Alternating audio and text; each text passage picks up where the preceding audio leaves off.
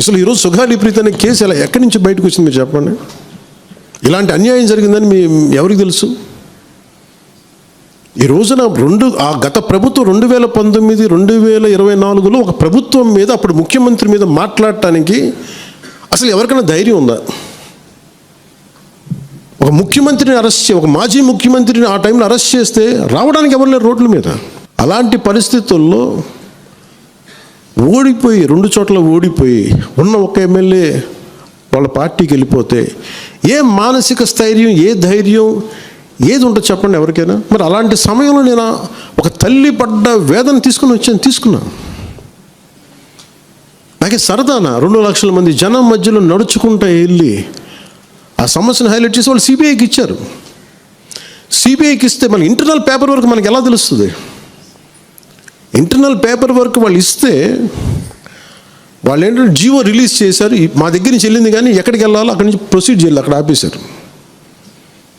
హోంశాఖ నుంచి వెళ్ళి సెక్రటేరియట్లో ఎక్కడో నెక్స్ట్ ఫైల్ ఢిల్లీకి వెళ్ళాల్సిన అక్కడ ఆపేశారు. మేము హోంమంత్రికి సిబిఐకి పంపించేసాం అంటే లెటర్ చేశారు, లాక్ చేసి లాకర్లో పెట్టారు. ఇది జరిగింది.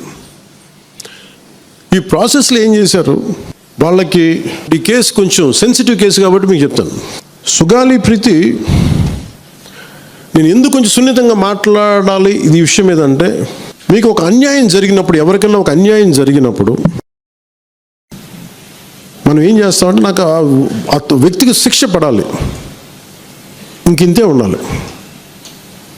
వాళ్ళు ఏం చెప్తున్నారంటే, ఎవరైతే ఈ వెనకున్నారో, మరి గవర్నమెంట్ ద్వారా వచ్చారు, గత ప్రభుత్వం ఎలా వచ్చారో, వాళ్ళు ఏం చేశారంటే, మనం పెట్టిన ఒత్తిడి ఆ రోజు 2 లక్షల మంది మనం జనంతో తీసుకెళ్ళి అది నేషన్ వైడ్ ఇష్యూ అయ్యేటప్పటికి వాళ్ళు చేసింది ఏంటంటే, మనం చేసిన పోరాటం వల్లే ఎస్సీ ఎస్టీ అట్రాసిటీ కేసు బాధితులకు చట్ట ప్రకారం ఇచ్చే ప్రయోజనాలు, పరిహారాలు వారి కుటుంబానికి దక్కాయి. కర్నూలు రూరల్ మండలం దిన్నెదేవరపాడులో 5 ఎకరాల వ్యవసాయ భూమిని కేటాయింపబడింది. ఆ గ్రామం కర్నూలు నగరానికి 9 కిలోమీటర్ల దూరంలో ఉంది. ఈ రోజున మార్కెట్ వాల్యూ కనీసం ఎకరాకి అది వాళ్ళు చెప్పడం, మీరు క్రాస్ చెక్ చేసుకుని 2 కోట్ల వరకు ఉంటుందని చెప్తా ఉన్నారు.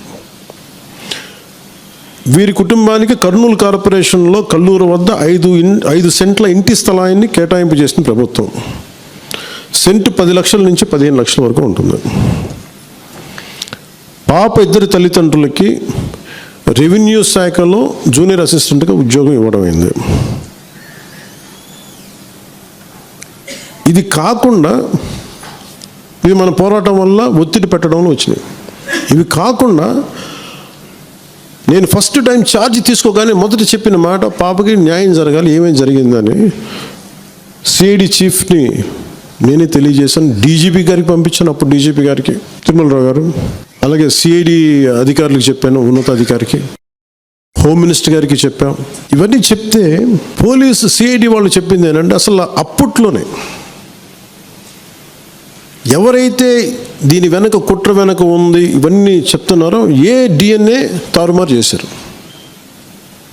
ఎలా తారుమారు చేసి ఉండాలి? ఈ ఒత్తిడిలో వీళ్ళకి భూములు అవి ఇవి ఇచ్చేసి, మరి ఏం చెప్పారో నాకు తెలియదు కానీ వాళ్ళు, నాకు తెలిసి వాళ్ళు ఈరోజు పోలీసు చెప్తుంది ఏంటంటే, సాక్ష్యాలు వీళ్ళు చెప్తున్న వ్యక్తుల మీద వాళ్ళ డిఎన్ఏకి దీనికి మ్యాచ్ కావట్లేదు. ఇది వాస్తవం. కోర్ట్స్ ఏం చేస్తాయి, పోలీసు ఏం చేస్తారు?